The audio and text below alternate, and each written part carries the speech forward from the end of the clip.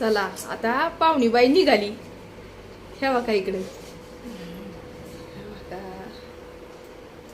इकडे बाहेर पण पूर आहे ते उभी दिसत नसेल कदाचित तुम्हाला. चला आता बाहेर गेल्यावर दाखवते. तर चला आता निघालेली आहे अश्विनी, 2-3 दिवस राहिली तर निघालेली आहे. चला चला पुढे पळा जाऊ का. आता मी निघाले यांना सोडवायला पुढं तर बुपुडीला जायला लागत. या बुपुडी उडून डायरेक्ट कात्रज बस भेटते, मग तिकडे जायला लागते. तर मी निघाले यांना सोडवाय. मी आणि आर्या निघाले. आता शौर्य बसतो एकटा घरामध्ये. तो म्हणला मी नाही येत कारण ऊन लय आहे ना, उन्हामुळे तो येईना. तर चला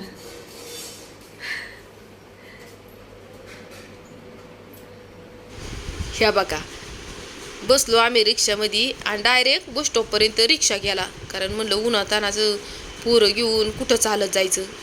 लांब आहे बरं का, तसं म्हणाय गेलं तर 4-5 किलोमीटरवरती लांब आहे माझ्या घरापासून बस स्टॉप.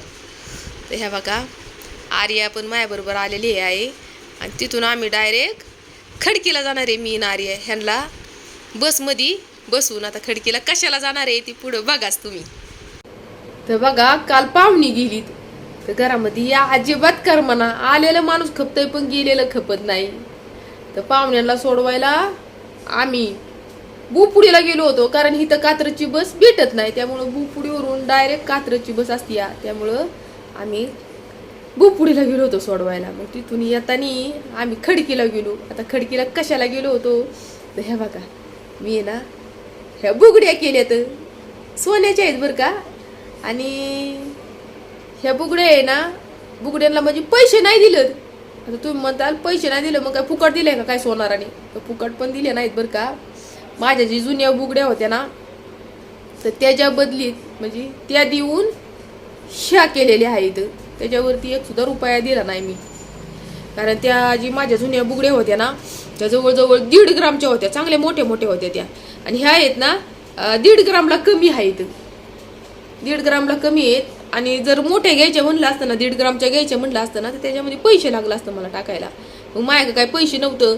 मग जेवढ्या म्हणलं ते मोडून जेवढं येईल ना त्याच्यामध्ये म्हणजे जेवढ्या येतील ना छोट्या कवायना आल्या तरी पण कराव्यात म्हणलं. आता बऱ्याच दिवस झालं, जवळजवळ वर्ष झालं माझी बुगडी तुटली होती बरं का. म्हणजे ना त्याला जवळजवळ 10-12 वर्ष झालं ती बुगडी केल्या होत्या. तर त्याचं खालचं आहे ना जे असते घुंगराचं तेच कांड आणलं होतं. त्याला जॉईंट करून आणलं होतं पण ते जॉईंट केलेलं सारखं तुटत होतं. त्यामुळं मग ते मला मोडायलाच लागलं. आणि लय भारी बुगड्या होत्या बरं का. तशा बुगड्याच भेटणार मी लय सोनाराच्या दुकानात बघितल्या. म्हणलं अशाच मला पाहिजेत. ती म्हणायची तर की करून भेटत्या तुम्हाला म्हणजे आम्ही बनवून देईल तुम्हाला, ऑर्डर द्या तुम्ही बनवून देईल. पण त्याच्यामध्ये पैसे टाकायला लागत होतं 10-12 हजार रुपये. मी म्हणलं मग नकोच, जाऊ द्या तिकडं मरू द्या. आणि मग आता बघा मी या बुगड्या केल्या तर आणि अजून काय केलं या हे बघा. आरू इकडे आहे ग, थांबा तुम्हाला दाखवते. थांबा मला फोन आला या. तर बघा मला फोन आला म्हणून व्हिडिओच कट झाला. तर हे बघा अजून काय केलंय हे बघा. हे बघा काय केलंय हे बघा हाय का. तर आरुनी आहे ना तिचं नाक टोचलंय बरं का. म्हणजे तिने नाही तिचं टोचलं, सोनाराने टोचलेलं आहे. आणि तिचं लय दिवसाची इच्छा होती बरं का. ती सारखी म्हणत होती, जवळजवळ महिना झालं मला जशा सुट्ट्या पडल्यात ना तिला तशी म्हणायची माझं नाक टोच माझं नाक टोच. आणि महत्वाचं म्हणजे तिने तिचं पैसे सासावलं होतं का त्याच्यामध्येच तिने त्या सोन्याच्या काडीने तिचं ते आपलं नाक टोचलेलं आहे. तिच्या पैशातच तिने ते आपलं टोचलेलं आहे नाक. माझ्याकडून तिने ₹1 सुद्धा घेतला नाही. तर बघा सोन्याच्या तारांनी टोचलंय बरं का. कारण सोन्याच्या तारानेच पुरींची नाक जर टोचायचं म्हणलं ना तर सोन्याच्या तारानेच टोचा. कारण की कसं दुखत नाही जास्त. दुखत म्हणजे बघा असं आहे ना कणीवाणी येतं असं आहे बघा. हे असं आहे ना टोचलेलं नाक हे असं फुडीवाणी येतं या. असं कशाने पण दुसऱ्याचा चांदीच्या किंवा अशा नकली तारेने टोचलेलं की ते फुडीवाणी येतं या. त्यामुळे ना अशा सोन्याच्या तारेने टोचलेलं ना की जास्त त्रास नाही होत लहान पोरांना. आणि 5वीच्या नंतर 5वी झाली की टोचतात पुरींची नाक. तर काही असं नाक टोचलेलं आहे.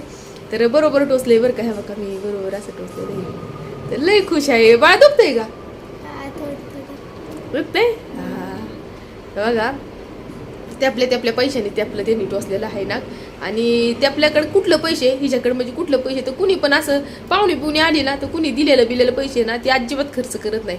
दोघं पण खर्च करत नाहीत बरं का.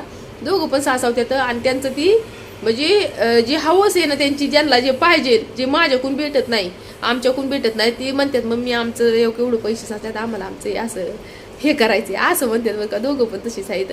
चैन बिन सगळं ते त्यांच्याच पैशाने करतात बरं काय. बघा सासून पैसे अशी कुठली पोरं आहेत काय. बघा चैनपतीची त्यापली चांदीची चैन आहे ना, त्यापले पैसे सासून मग ती त्यापलंच म्हणतात मम्मी आमच्या केवढं पैसे साचलेले आहेत, आम्हाला हे करायचे, चैन करायचे, आम्हाला हे करायचे ते करायचे. म्हणजे असं आहे. ही लहान आहे तर लहान आहे, त्यांना एवढं समज नाही पोरांना, पण लय समजदार आहेत. म्हणजे मोठ्या माणसासारखी शौर्य आर्याला बुद्धी आहे बरं का.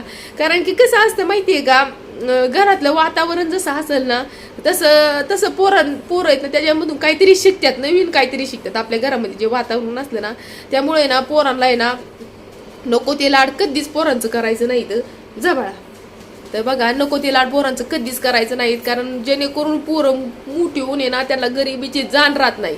मग आता आपल्या असं परिस्थिती कुणाचीच नाही की आपण आता पोरांना काय देऊ नाही शकत. आता आपल्या वेळेस आपल्या आधीच्या पिढीची जी परिस्थिती होती कसली बिकट होती की आपण जेवणास म्हणजे आपल्या वेळेस तरी आणपाणी तरी पोटभर भेटायचं, पण आपल्या आधीची जी पोरं होती त्यांचं तर कसली बिकट परिस्थिती होती. खायला नव्हतं तर कपडे तर कशाची.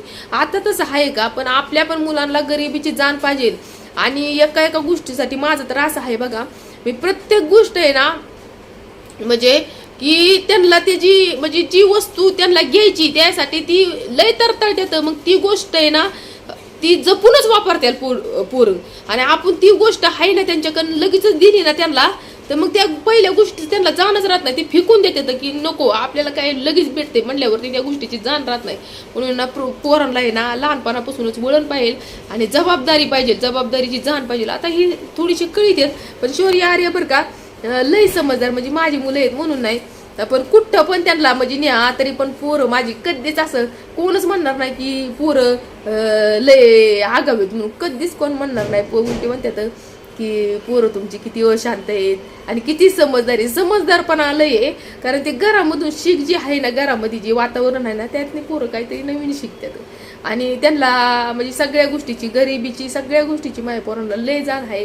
आणि प्रत्येक पोरांना असायला पाहिजे जेणेकरून पोरं मोठी होऊन विकृत होत नाहीत. जाण पाहिजे प्रत्येक गोष्टीची, आई वडिलांच्या कष्टाची, आईच्या काळजीची, आईच्या कष्टाची, किंवा आईच्या म्हणजे जी बी आई घरामध्ये जे बी म्हणजे बारकावा करून कसे हँडल करते या सगळ्या गोष्टीची म्हणजे सगळी परिस्थिती पोरांना माहिती पाहिजे.